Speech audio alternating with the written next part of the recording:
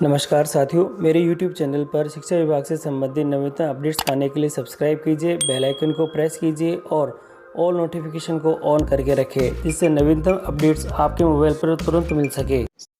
साथियों, कार्मिक विभाग राजस्थान सरकार द्वारा एक महत्वपूर्ण आदेश जो कि पदोन्नतियों के संदर्भ में है और राजस्थान शिक्षा राज्य और अधीनस्थ सेवा नियम 2021 में को संशोधित करने के लिए निम्नलिखित नियम यहाँ पे बनाए गए हैं। और ये जो नियम बनाए गए हैं वे बहुत ही महत्वपूर्ण रहने वाले हैं और मैं आपको अब एक एक करके इन नियमों के बारे में बता देता हूँ।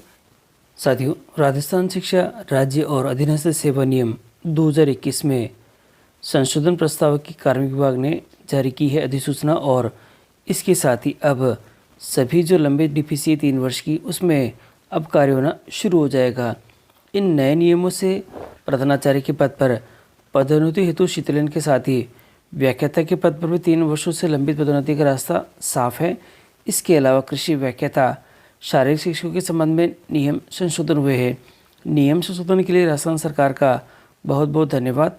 माननीय मुख्यमंत्री भजनलाल जी शर्मा, मुख्य सचिव सुधांशु पंत जी, कार्मिक विभाग के सचिव हेमंत गेरा जी, शिक्षा सचिव नवीन जैन की और प्रवीण लखेरा जी का आभार। सभी शिक्षक साथियों को भी हार्दिक बधाई और शुभकामनाएं। और साथियों, अब मैं आपको दिखाता हूँ इसके अंदर क्या क्या परिवर्तन हुए हैं और क्या इसके यहाँ से अपडेट्स यहाँ पे आएंगे। पहले मैं दिखा देता हूँ विपिन प्रकाश जी शर्मा और इनका भी स्टेटमेंट आया है। लंबे इंतजार के बाद लगभग 2.5 वर्ष से राजस्थान शिक्षा सेवा राज्य और अधीनस्थ सेवा नियम संशोधन 2021 हेतु प्रयास किए जा रहे थे। इसकी सफलता आज डीओपी से नियम संशोधन का प्रकाशन से प्राप्त हुई है। इन नियमों में व्याख्याता विषय शिक्षा पद सृजन, वाणिज्य व्याख्याता, वाइस प्रिंसिपल, शीतलन सहित द्वितीय श्रेणी विषय शिक्षा आदि के संशोधन भी सम्मिलित हैं। साथियों, देखिए इससे क्या इफेक्ट होगा। इससे 50,000 से अधिक शिक्षकों की पदोन्नति का रास्ता खुलेगा और इस प्रयास से सभी साथियों जिन्होंने संघर्ष में साथ दिया उनके लिए बहुत बहुत आभार। मेरे संघ और महासंघ का परोक्ष रूप से सहयोग और इससे भी अधिक मीडिया का इस मुद्दे पर ज्वलन रखने पर भी बहुत अधिक आभार और अधिक सहयोग के लिए साधुवाद। सभी साथियों को पदोन्नति का इंतजार खत्म हुआ और उनके अगले पद पर होने वाली पदोन्नति की अग्रिम शुभकामनाएं। तो साथियों, ये तो हुई अपडेट। अब मैं आपको दिखाता हूँ कि इसमें जो संशोधन हुए हैं उसमें जो महत्वपूर्ण बिंदु हैं वे क्या क्या हैं साथियों। और यहाँ पर जो कि महत्वपूर्ण इस अधिसूचना के जो बिंदु हैं वे कुछ इस प्रकार से रहने वाले हैं।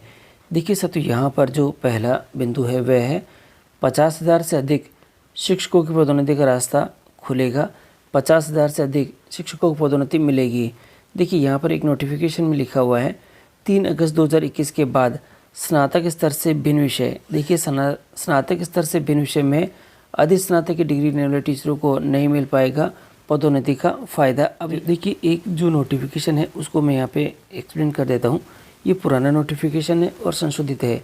इसके अंदर जो हमारे पास में वरिष्ठ अध्यापक के लिए दे रखा था और यहाँ पर डैश था, इसके लिए यहाँ लिख रखा है क्रम संख्या 6 के सामने स्तंभ संख्या 8 में विद्यमान जो कि विराम चिन्ह डैश है के स्थान पर अभिव्यक्ति ऐसे अभ्यर्थी पर भी जिसने 3/8/2021 से पूर्व स्नातक स्तर से भिन्न विषय में स्नातकोत्तर डिग्री प्राप्त की हो पदोन्नति के लिए विचार किया जाएगा, प्रतिस्थापित की जाती है।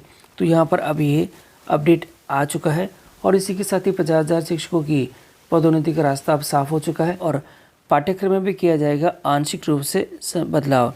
और यहाँ जो महत्वपूर्ण बात है देखिएगा, जो कि प्राध्यापक भर्ती परीक्षा होती है उसमें जो सब्जेक्ट का पेपर होता है उस सब्जेक्ट के वाले पेपर में अब जो मनोविज्ञान के प्रश्न पूछे जा रहे थे वे अब नहीं पूछे जाएंगे।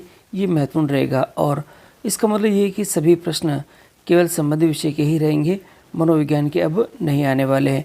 अब ये तो हुआ सेकेंड पेपर जो कि सब्जेक्ट का है और अब इसके अंदर प्रथम पेपर में शैक्षिक प्रबंधन के साथ ही पूछी जाएगी साइकोलॉजी। देखिए अब नई चीज़ और ऐड हो गई इसके अंदर कि साइकोलॉजी के जो क्वेश्चन है वह भी इसमें यहाँ पे ऐड कर दिए जाएंगे। शीघ्र डीपीसी होगी और इसी के साथ ही डीपीसी के संदर्भ में अपडेट भी आपको यहाँ पे मिलने शुरू हो जाएंगे।